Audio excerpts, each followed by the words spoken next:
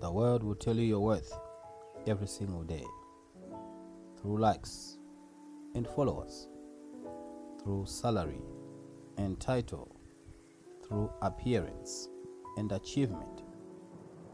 And the moment any of those things are taken away, most people have no idea who they actually are because they built their identity on a foundation that was never designed to hold it. What if your worth was settled before you were born?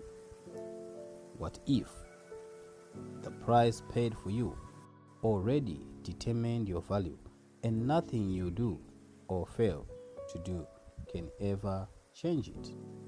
Here is a principle that changes everything about how you understand your worth. An item is worth what someone is willing to pay for it. A painting sitting in a garage might be considered worthless until the right buyer sees it and pays an extraordinary price. The price paid determines the value. Now apply this principle to yourself. Romans 5:8. But God demonstrates His own love for us in this: while we were yet sinners, Christ died for us. While we were yet sinners, while we were alienated from God, while we were doomed, this is when Christ died for us. So we're still a mess, and yet God still paid the highest possible price for us, the life of His own Son. This is your market value, set by the highest bidder in the universe. So before you did anything to earn it, before you did anything to deserve it, the price was paid and the value was declared. And nothing you do can reduce what God already paid. Many people wait to feel valuable. They look for evidence in accomplishments and relationships and other people's opinions. But Psalm 139 declares value at the point of creation before any accomplishment existed. Psalm 139 verse 13 to 14. For you created my inmost being. You knit me together in my mother's womb. I praise you because I am fearfully and wonderfully made. Notice, fearfully and wonderfully made. Never accidentally assembled, or maybe roughly put together or mass produced. Knit together carefully, intentionally, with skill and purpose. And this was before you achieved anything or you failed anything, before anyone had an opinion about you. So God looked at what He made and He declared it wonderful. And Ephesians 2:10 confirms that this was not random. For we are God's handiwork, created in Christ Jesus to do good works which God prepared in advance for us to do. God's handiwork. The Greek word used here is poema, from which we get the word poem. So you are God's poem, His masterpiece, His most intentional creative work. That's not a mistake that ended afterthought. It's a deliberate masterpiece with a prepared purpose. Social media has created the most comparison-saturated generation in human history. Everyone else appears to have more, look better, achieve more, be more, do more. And the constant comparison produces a chronic sense of never being enough. But Galatians 6:4 dismantles the comparison trap completely. Each one should test their own actions.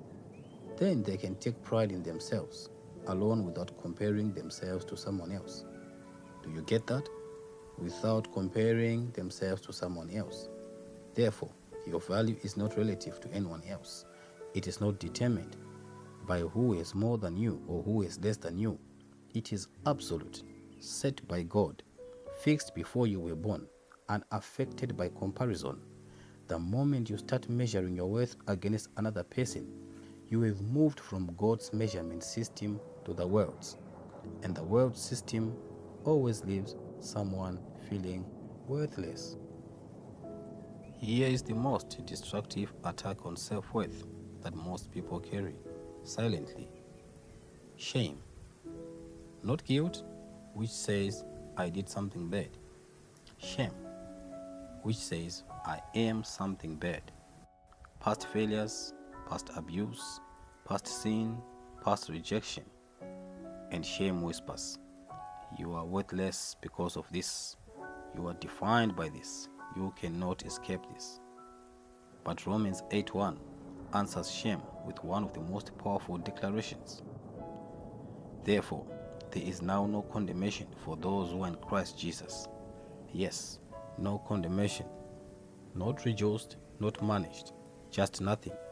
Your value is not reduced by your history. Isaiah 43:4 goes even further.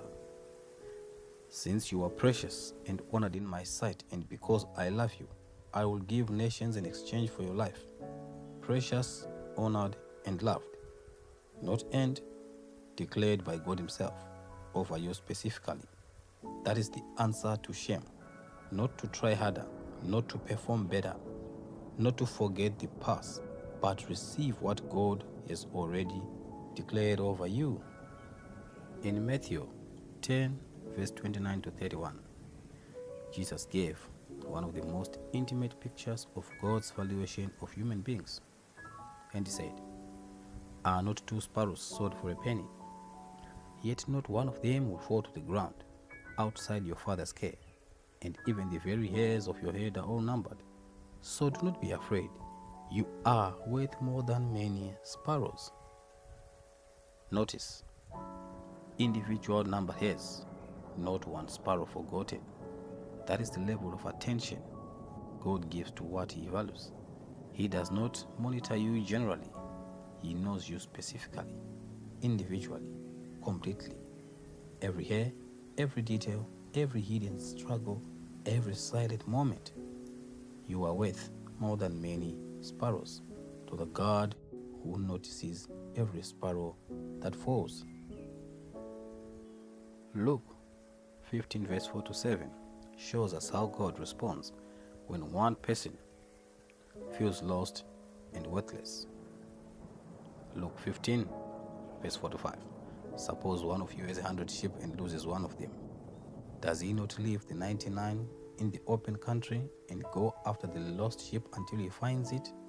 And when he finds it, he joyfully puts it on his shoulders.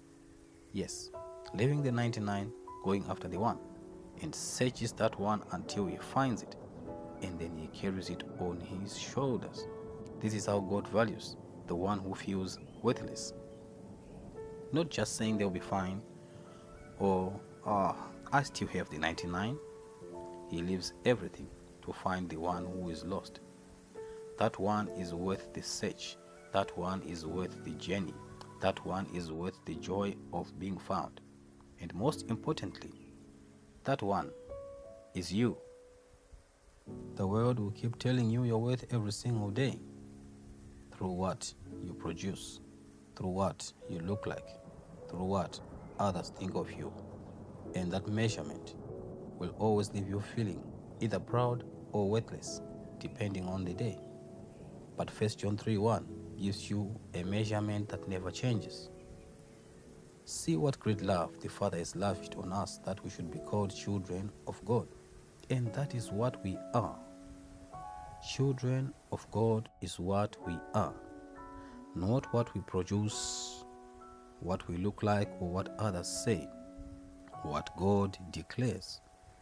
So your worth was settled before you were born, confirmed at the cross, and sealed with the resurrection. Nothing you do today adds to it. Nothing you fail at today subtracts from it. You are precious and honored in His sight.